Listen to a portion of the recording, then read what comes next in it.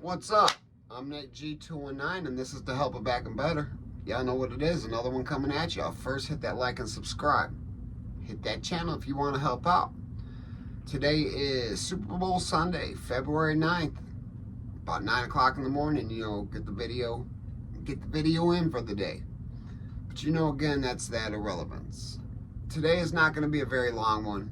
I'm just going to tell you, I honestly don't know how it's going to run. Let's see how the story goes. This is a story I have told before about this dude named Earl and this dude named Wedo. They called him Wedo. He was a white dude with red hair, freckles, but he was a 2-6 gangster. And this is a story coming from Indiana State, Lakeside. It's ISO is what they call the facility, the state, Indiana State outside. It's Indiana State Prison outside the wall. So it's a level 1 and 2 camp. It's a very small camp, 350 people in the whole camp. There's 3 dorms.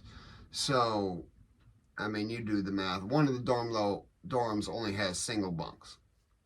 That's the only difference. So, I got there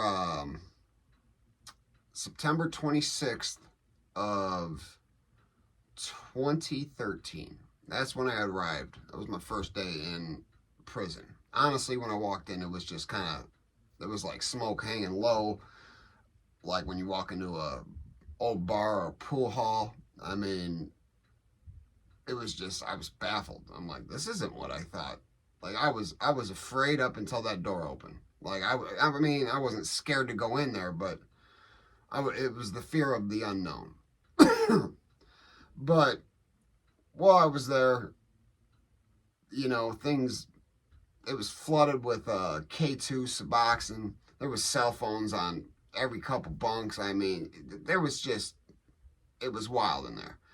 And there were a lot of fist fights back there and stuff like that. A lot of times. The first fight that I saw was within 24 hours of being there. But nobody's in this camp toting any real steel or nothing like that. Nobody's poking people up.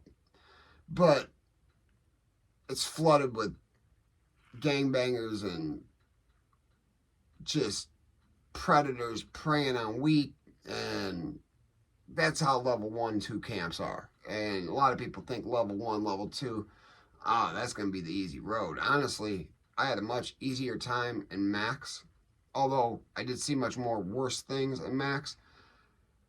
I had a much better time doing time in my single-man cell in maximum security.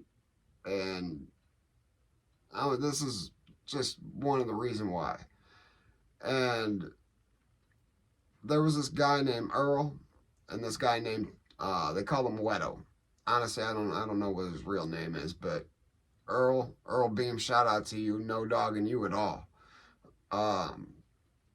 Around the holidays, everybody kind of tries to be cool with one another, and people try to party that's, like I said, flooded with drugs. There's always somebody trying to make wine. Now, in an open dorm setting, it's real hard to get away with cooking wine and getting it all the way done before the guards pop it off and you're getting a write-up or whatever, right? I never got caught cooking wine because I didn't cook wine. I cooked it a couple times, but I wasn't a wine cooker. And I didn't cook it at a minimum security facility. I helped a couple of the guys out while I was in the hole. It was a C write-up, nothing major. I was already doing a year in the hole, so it's like, yeah, I'll hold the wine. Give me a few bucks, I'll hold the wine. No big deal. But back to ISO, the minimum medium security. It's, we're in West 1. Sorry about that pause, little brain fart there. But West 1 was the idle dorm. That was the dorm that was the only dorm I was at this prison. I'd only made it at about 6 months at this prison before I was sentenced to 4 months. Oh, maybe 6 months. I don't know. It doesn't matter. before I had went behind the wall to the maximum security. But just before Christmas, actually, you know what? I think it was on Christmas Day. The the wine had come off and ready to drink, and there was a lot of people having drinks. I was not one of them. First of all, I had drank wine before in prison. It's not good. It's not good, and you get more of a sugar intoxication than anything, I feel like. But a lot of people drinking, and again, remember, there's drugs all around, and usually everything everything that is sold for a majority of the time isn't sold for cash on the wood, meaning that they don't have the cash and it's sold on credit. So Weddle one day decided that, or Earl asked Weddle to give him a cigarette or a Tucci stick. Tucci's what we call what we call K2 in Indiana, in an Indiana prison system. It's that Tucci or that spice. I mean, it's all the same thing. And I don't remember what Earl had gotten off of Weddle, but I really think it was a cigarette. But Weddle, also having been drinking, decided that he was going to go up to Earl and check Earl about the cigarette that he owed. And I don't even think that was due till commissary day, because that's usually how it worked. And I don't remember exactly what happened, but it happened in the row that I stayed in. And actually right across the bunk from me. I was actually sitting there at a broken wrist and arm in a cast at this time. So Weddle come up to Earl. Earl's sitting down, and I don't know exactly what Weddle said, but Weddle stuck Earl while Earl was sitting down. Now, okay, this is where things get a little tricky. Weddle, he's a 2-6 gangster. That's Latin folks. They're part of the Gangster Disciple Nation. Gangster Disciple Nation is a large nation, but they're part of the Latin folk segment of the Gangster Disciple Nation. There's so many branches of the Latin folks that I couldn't even tell you them all. It's, above 20 different gangs within the Latin folk nation. I should have said that, the Latin folk nation, but they all ride under the 6-pointed star, and they all ride with the Gangster Disciples. So when you talk about the numbers in the gangs, Gangster Disciples by far got the numbers in Indiana prisons. Gangsters, by far, they beat any vice lords out, the Gangster Disciples alone have more numbers. But then you have the Latin folks with it, everybody that aids and assists. It's all bad for everybody else if a real gang war would have ever broken out.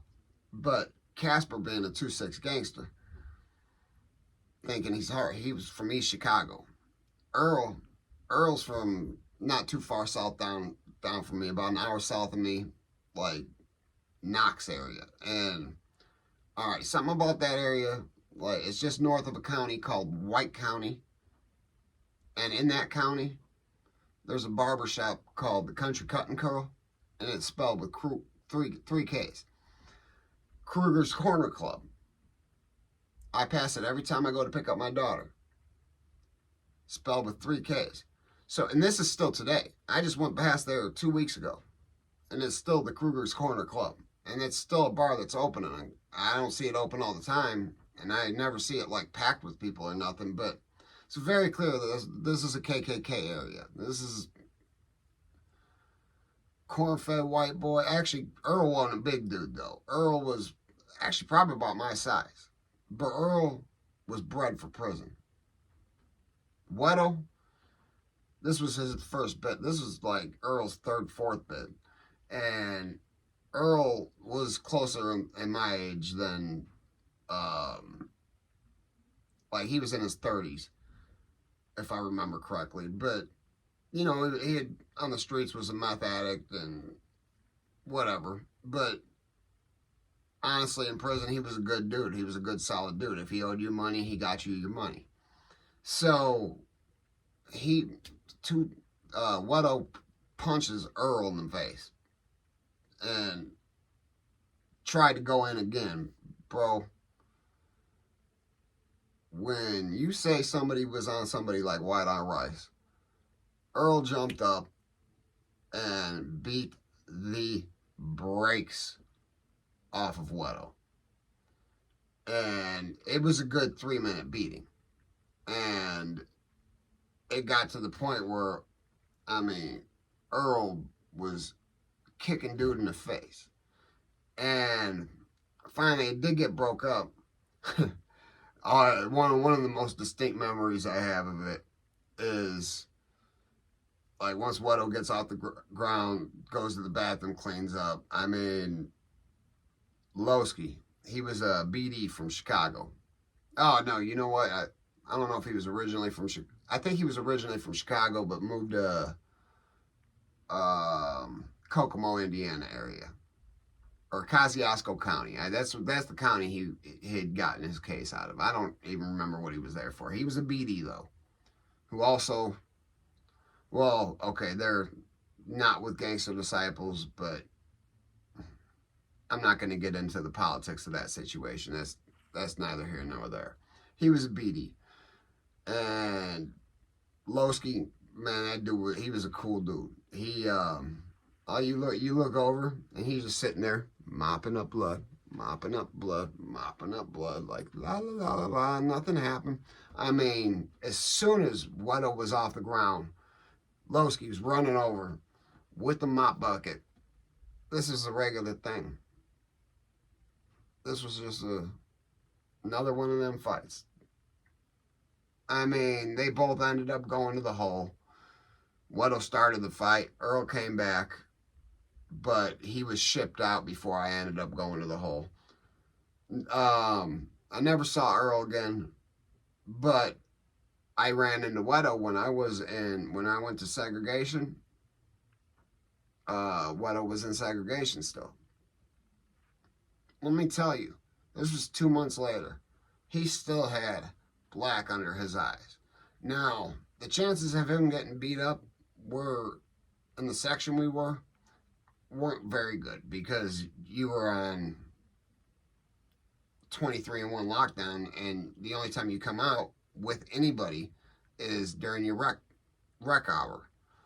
And your rec partner is there. I mean, I'm pretty sure because it looked like they were just about gone, but he still had dots under both of his eyes. I mean, he had a broken nose. I mean, he was split open. You could see the scar.